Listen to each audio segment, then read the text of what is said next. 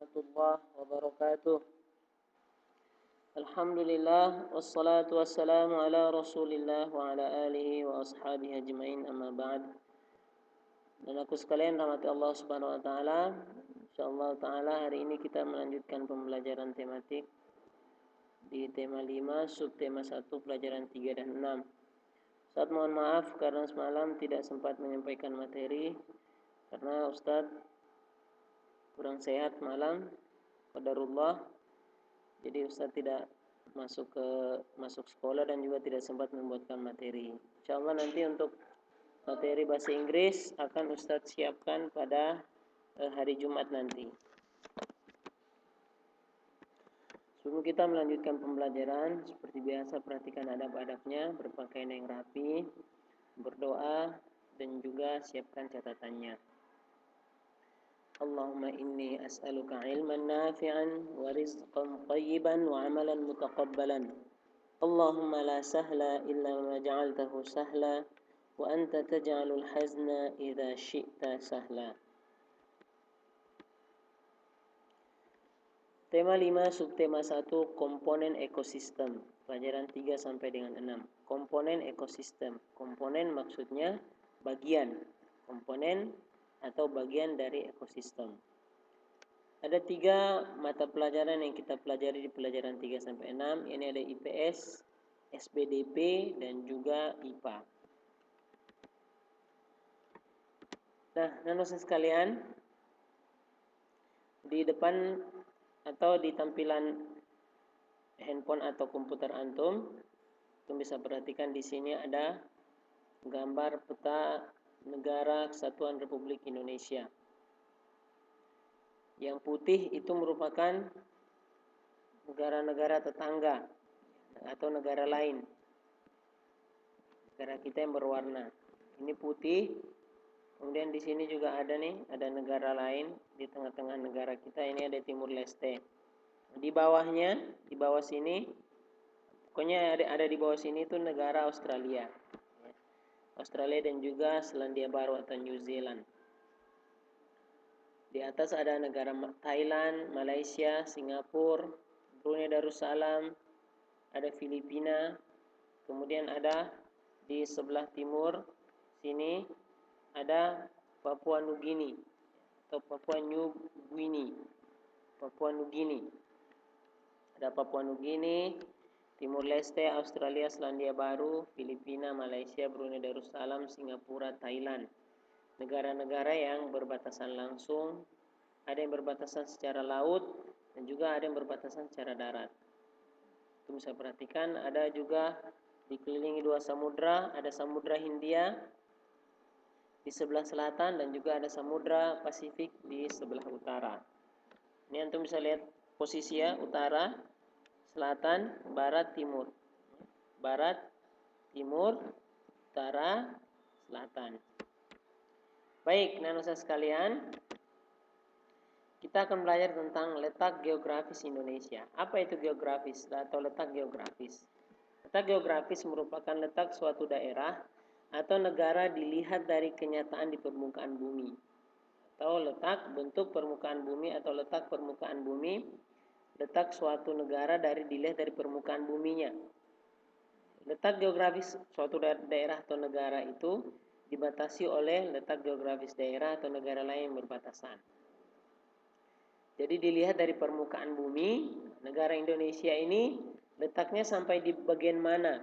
Atau misalnya dilihat dari peta Kepulauan Riau, Batam ini dilihat batasannya sampai mana? Itu maksudnya daripada letak geografis, letak suatu daerah di dalam atau dilihat dari permukaan bumi.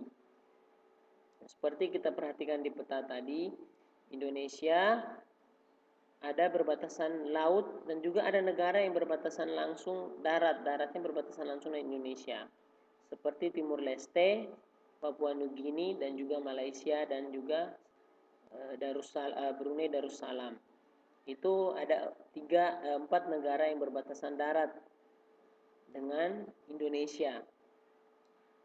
Negara-negara yang terpisahkan oleh laut seperti Filipina, Thailand, Malaysia di bagian barat, Singapura dan juga Australia dan Selandia Baru. Nah, ini antum bisa perhatikan. Ini letak geografis Indonesia. Letaknya dilihat dari permukaan bumi. Ini peta itu bumi yang digambar ya, bentuk bumi yang digambar di dalam kertas. Ada dua bentuk penggambaran letak permukaan bumi. Ada yang melalui peta dan juga ada melalui globe. Atau peta yang permukaan bumi yang digambar di atas bentuk miniatur bumi atau dibuat bentuk bulat seperti bumi, kemudian ditempelkan gambar-gambar peta di atasnya. Ini antum bisa perhatikan, ini letak geografis Indonesia yang tadi sudah kita perhatikan juga. Ada yang berbatasan darat langsung, ini berbatasan darat secara langsung. Ada yang berbatasannya laut, Filipina, Malaysia Barat, Singapura, yang bisa kita perhatikan setiap hari dari Batam, tempat tinggal kita, Malaysia, Thailand. Ada juga Australia di bawah. Ada Timur Leste yang berbatasan darat. Ini negara-negara yang berbatasan dengan geografis Indonesia. Nah, kemudian nanusa sekalian rahmati Allah Subhanahu wa taala, Indonesia terletak di antara dua benua. Yang tadi ada dua benua. Ini benua Asia dan juga di bagian bawahnya ada benua Australia. Kita berada di benua Asia. Indonesia merupakan bagian daripada benua Asia. Dan Indonesia masuk Asia Tenggara. Nah, Indonesia terletak di antara dua benua, yakni benua Asia dan benua Australia. Juga terletak di antara dua samudra, yakni Samudra Pasifik dan juga Samudra Hindia. Samudra Pasifik di utara, Samudra Hindia di selatan. Indonesia juga berbatasan langsung dengan beberapa negara seperti Malaysia, Singapura, Filipina, Vietnam, Papua Nugini, dan Australia. Dan yang lain tadi seperti Timur Timur atau Timur Leste. Kemudian ada juga Selandia Baru. Dan ada satu lagi yakni Brunei Darussalam.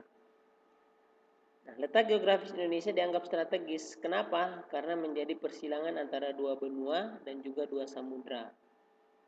Jadi letak Indonesia ini di antara dua benua. Dia di tengah-tengahnya dan dia juga berada di tengah-tengah dua samudra.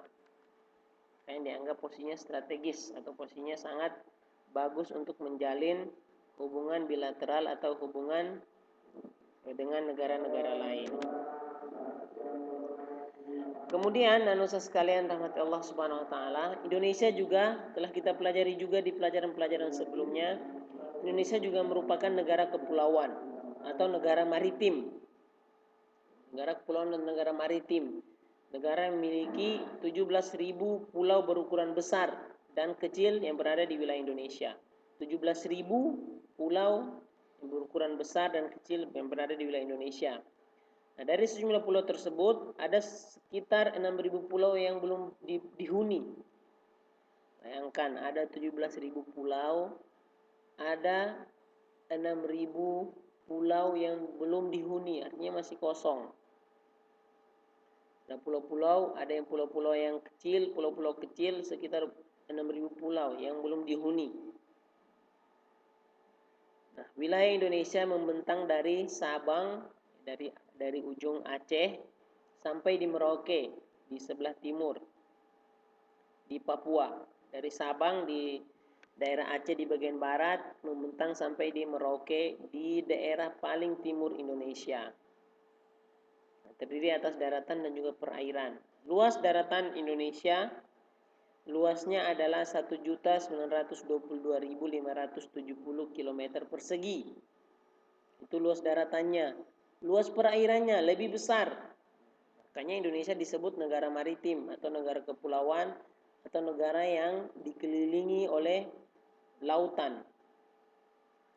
Perairannya atau lautannya ini lebih besar lagi. Luas perairan Indonesia adalah 3.257.483 km persegi. Luas daratannya hanya 1.922.570 km persegi. Sedangkan luas perairannya lebih besar, yakni 3.257.483 km persegi. Subhanallah. Nah, ini bisa antum perhatikan sekalian, batas-batas wilayah negara kesatuan Republik Indonesia.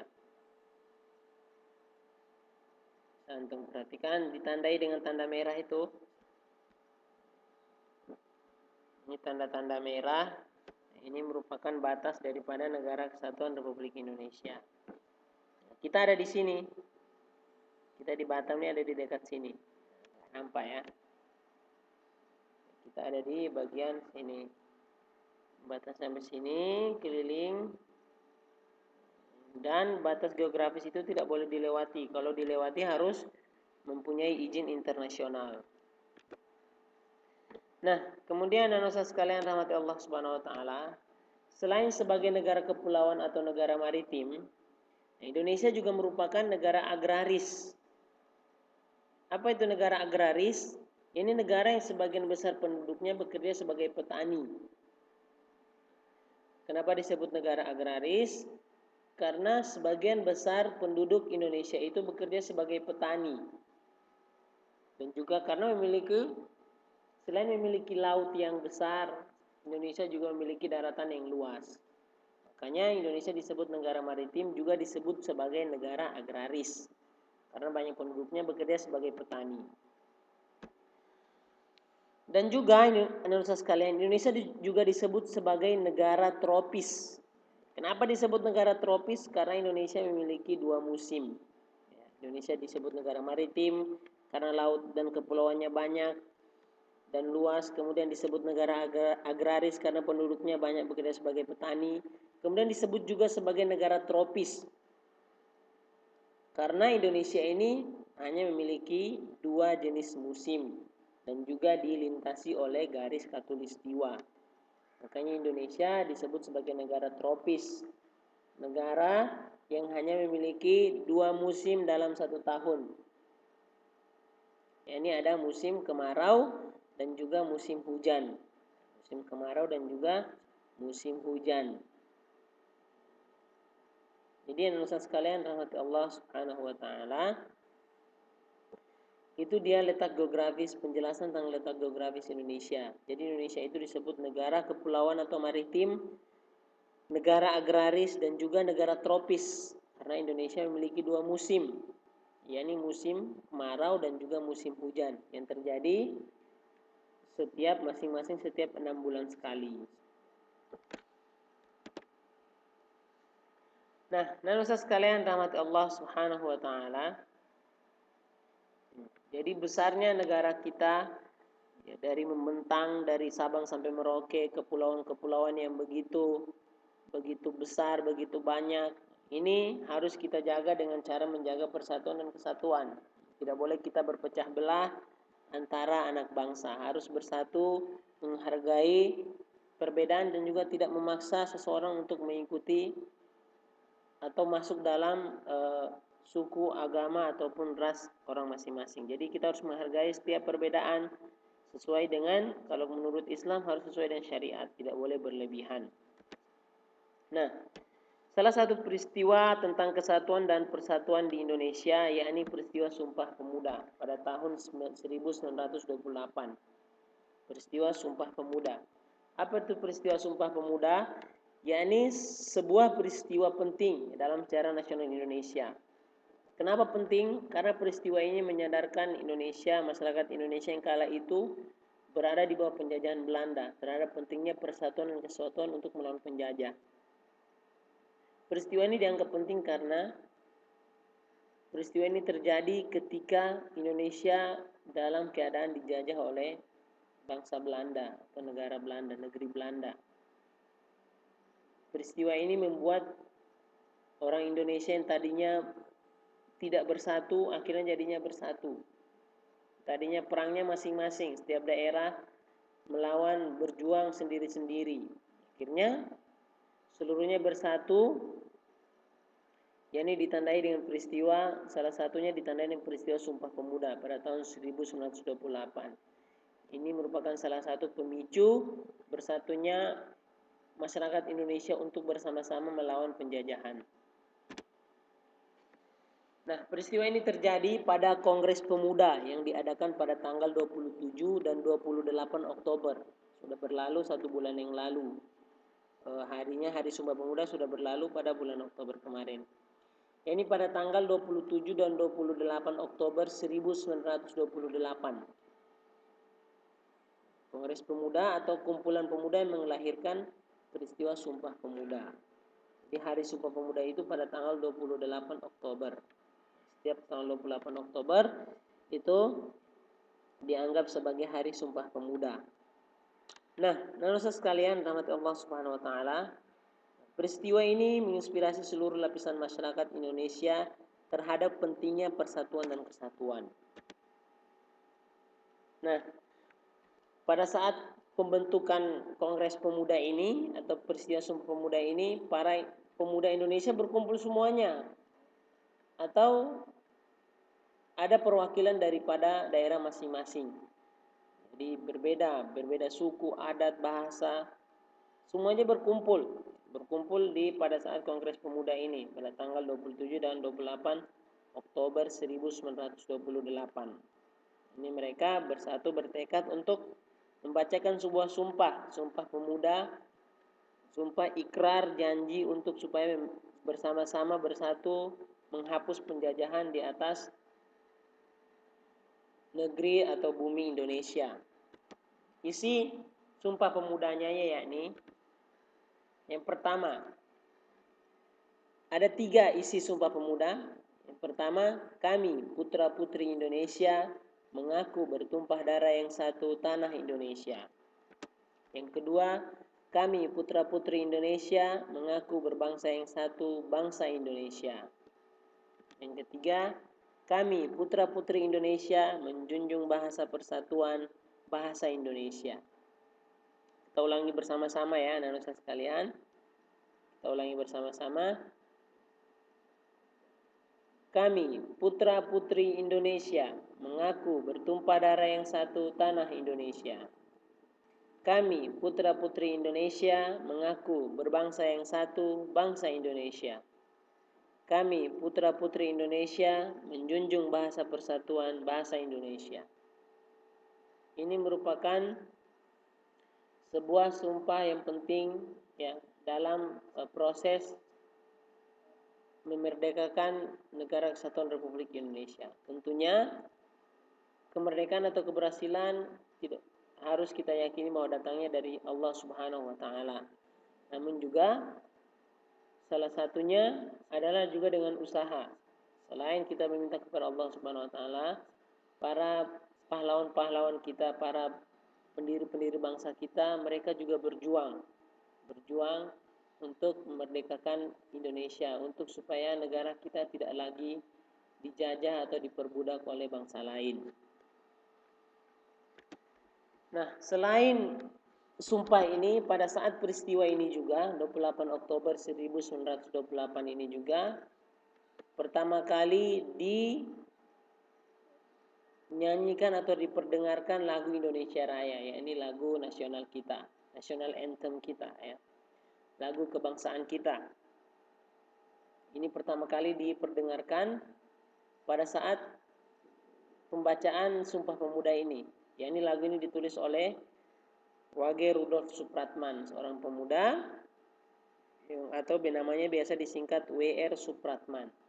W.R. Supratman. Beliau inilah yang menciptakan lagu Indonesia Raya yang juga menjadi lagu kebangsaan kita. Jadi peristiwa Sumpah Pemuda ini selain mengucapkan sumpah atau ikrar oleh para pemuda, juga diperdengarkan lagu Indonesia Raya atau lagu kebangsaan kita yang diciptakan oleh Wage Rudolf Supratman atau W.R. Supratman. Jadi ingat anak-anak sekalian, peristiwa Sumpah Pemuda ini terjadi pada 28 Oktober 1928. Dan pada saat pengucapan Sumpah Pemuda juga diperdengarkan pertama kali lagu Indonesia Raya yang diciptakan oleh W.R. Supratman atau Wage Rudolf Supratman.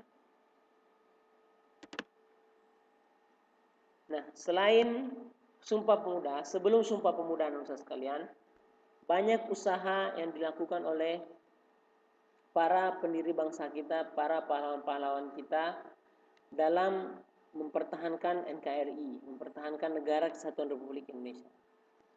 Salah satu yang memicu munculnya Sumpah Pemuda adalah berdirinya Budi Utomo. Budi Utomo ini merupakan salah satu organisasi yang berdiri pada tanggal 20 Mei. Pada tanggal 20 Mei 1908. Berdiri pada tanggal 20 Mei tahun 1908. Organisasi ini didirikan oleh seorang dokter yang berdiri sekolah di sekolah Jawa, sekolah Belanda, Stovia, nama sekolahnya dulu. Dokter ini bernama Dr. Wahidin Sudirohusodo. Dr. Wahidin Sudirohusodo. Ingat-ingat nama ini, anak-anak sekalian, karena nama ini merupakan nama salah satu pahlawan kita. Beliau juga merupakan seorang pahlawan. Beliau mendirikan Budi Utomo, menjadi organisasi pertama yang bergerak di dalam dunia pendidikan di Indonesia. Didirikan oleh Dr. Wahidin Sudirohusodo pada tanggal 20 Mei 1908.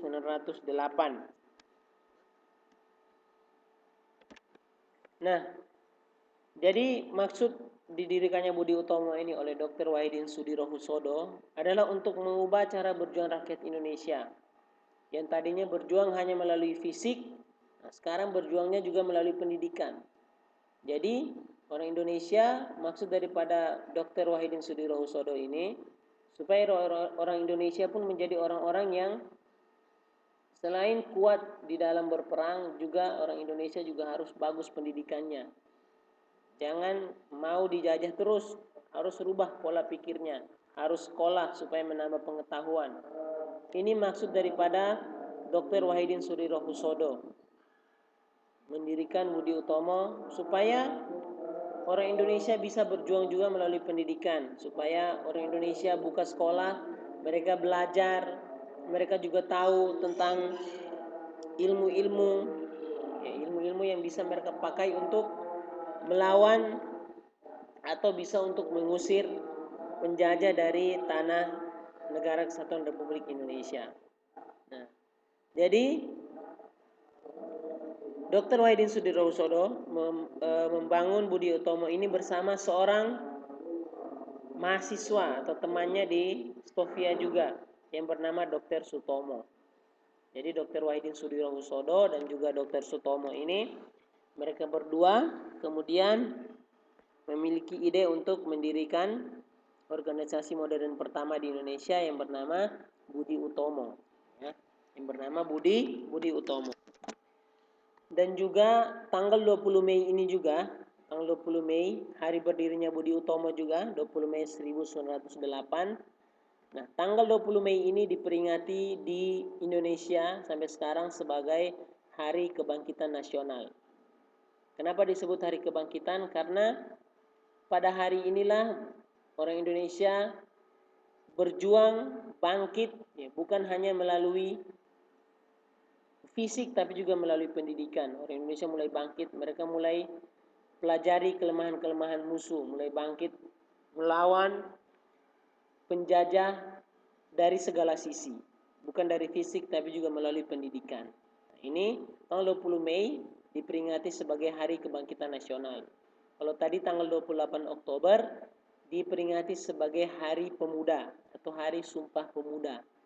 Tanggal 20 Mei ini diperingati sebagai Hari Kebangkitan Nasional, yakni hari berdirinya Budi Utomo yang didirikan oleh Dr. Wahidin Sudirohusodo dan juga temannya Dr. Sutomo. Nah, nanusa sekalian rahmati Allah Subhanahu wa taala. Tadi kita telah pelajari di pembahasan tentang Sumpah Pemuda, yakni pada tanggal 28 Oktober 1928. Ini berdirinya atau diikrarkannya, disumpahkannya Sumpah Pemuda. 3 isi Sumpah Pemuda dan juga diperdengarkan lagu Indonesia Raya. Kalau antum masih ingat tentang lagu Indonesia Raya, lagu Indonesia Raya ini merupakan lagu yang bertangga nada mayor atau minor. Lagu yang bertangga nada mayor karena dia semangat. Dia tidak lemah lagunya, tapi semangat lagunya. Nah, berbicara tentang tangga nada, masih ingatkah antum semuanya? Apa itu tangga nada, apa itu dua jenis tangga nada, dan juga apa itu jarak tangga nada. Nah, tangga nada nusa sekalian adalah urutan nada yang disusun secara berjenjang. Ingat, tangga nada adalah urutan nada yang disusun secara berjenjang. Disebut tangga nada apabila sebuah tangga nada terdiri atas 8 tingkatan dengan urutan tingkatan pertama sampai 8 ya. Ini dari do, re, mi, fa, sol, la, si, do. Ini merupakan urutan tangga nada. Ini apa itu tangga nada tadi? Urutan nada yang disusun secara berjenjang. Kemudian tangga nada dibagi menjadi 2. Tangga nada mayor dan minor. Contohnya di lagu Indonesia Raya. Itu merupakan lagu yang bertangga nada mayor. Dan juga tiap tangga nada dibedakan dengan interval atau jarak tangga nada. Interval atau jarak tangga nada. Seperti antum bisa perhatikan di gambar tersebut. Nah, Ustaz sekalian rahmat Allah Subhanahu wa taala. Kita beranjak ke pelajaran IPA. Nah, kita telah pelajari dan juga Ustaz juga telah kirimkan tugas di classroom. Jangan lupa untuk antum kerjakan. Tentang ekosistem, kemarin kita telah belajar tentang hewan-hewan, kehidupan hewan-hewan atau kehidupan makhluk hidup dengan lingkungannya. Nah, juga yang berkaitan dengan makhluk hidup atau hewan, ini ada makhluk hidup pun mereka hidup seperti layaknya manusia. Mereka dilahirkan mungkin dengan cara yang berbeda, tapi mereka juga memiliki tahap perkembangan hidupnya atau disebut daur hidup. Disebut dengan daur hidup, tahapan pertumbuhan dan perkembangan suatu hewan. Manusia pun memiliki daur hidup juga. Dari mulai dilahirkan, kemudian menyusui, kemudian dia memasuki masa bayi, masa balita, masa batita, kemudian dia memasuki usia anak-anak, memasuki usia remaja, masuki usia dewasa, usia tua, sampai meninggal nanti. Itu merupakan perjalanan atau daur hidup manusia. Hewan pun sama seperti itu, memiliki pertumbuhan dan perkembangan yang disebut dengan daur hidup. Nah, dalam perkembangannya hewan mengalami perubahan bentuk. Ada yang mengalami perubahan bentuk, ada yang tidak. Nah, perubahan bentuk pada tahap tumbuh kembangnya hewan disebut dengan metamorfosis. Saya ulangi, tadi tahap pertumbuhan dan perkembangan suatu hewan disebut daur hidup. Kemudian perubahan bentuk pada tahap tumbuh kembangnya itu disebut metamorfosis. Kalau tahapan pertumbuhannya disebut daur hidup. Tapi dia mengalami perubahan bentuk pada tahap tumbuh kembangnya itu disebut dengan metamorfosis. Nah, ada hewan yang dia mengalami metamorfosis dan ada yang tidak mengalami metamorfosis. Ada yang mengalami perubahan bentuk dan ada yang tidak maksudnya. Jadi metamorfosis itu perubahan bentuk dalam tahap tumbuh kembangnya suatu hewan. Ada hewan yang mengalami metamorfosis, ada yang tidak berubah bentuknya. Ada yang sempurna dan ada yang tidak sempurna. Nah, contoh hewan yang mengalami metamorfosis sempurna atau mengalami bentuk dalam tumbuh kembangnya yang sempurna, yakni contohnya adalah katak dan kupu-kupu. Contohnya adalah katak dan kupu-kupu. Contohnya di kupu-kupu, dia mengalami banyak sekali perubahan bentuknya. Mulai dari telur, kemudian dia berubah menjadi ulat, ya, berubah menjadi ulat, kemudian dari ulat berubah menjadi kepompong. Dari kepompong berubah menjadi kupu-kupu dewasa. Berubah menjadi kupu-kupu dewasa. Jadi dari telur, kemudian ke ulat, berubah menjadi kepompong, berubah menjadi kupu-kupu dewasa. Itu daur hidup kupu-kupu atau daur hidup hewan yang mengalami metamorfosis sempurna. Pada katak juga sama, ya. Pada katak dia dari telur, kemudian dia berubah menjadi berudu atau kecebong atau anak katak. Setelah dari berudu berubah menjadi anak katak, kemudian menjadi katak dewasa. Jadi ada perubahannya. Jadi dia perubahan bentuknya sempurna atau metamorfosisnya sempurna. Kemudian ada hewan yang mengalami metamorfosis tidak sempurna. Nah, yakni contohnya adalah ikan dan juga kadal atau kecoa. Kecoa ini hewan-hewan yang tidak mengalami metamorfosis secara sempurna. Yakni kenapa dia tidak dianggap tidak sempurna? Karena dia perubahan bentuknya gitu-gitu aja. Contohnya kecoa dari telur berubah jadi kecoa anak kecoa, kemudian kecoa remaja, kecoa dewasa, selesai. Tidak berubah bentuknya. Dia tidak jadi ulat dulu, dia tidak kepompong dulu, dia tidak jadi kecebong dulu, tidak berudu dulu, tapi langsung jadi berubah bentuknya jadi kecoa. Jadi telur langsung jadi kecoa. Ikan pun sama. Dari ikan menjadi anak ikan, ikan dewasa.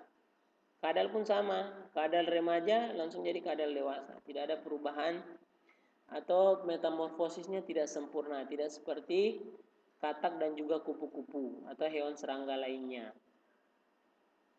Nah, dan sekalian rahmat Allah Subhanahu wa taala. Kemudian perubahan ekosistem.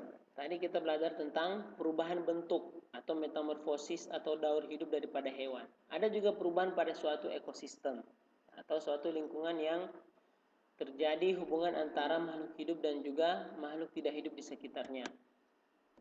Jadi ekosistem ini bisa berubah. Ekosistem dia bisa mengalami perubahan sepanjang waktu.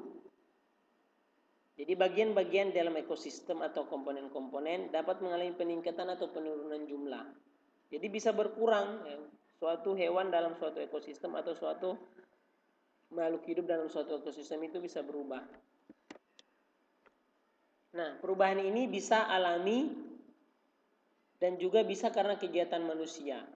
Jadi suatu ekosistem itu bisa berubah, mengalami perubahan karena alami atau kegiatan manusia.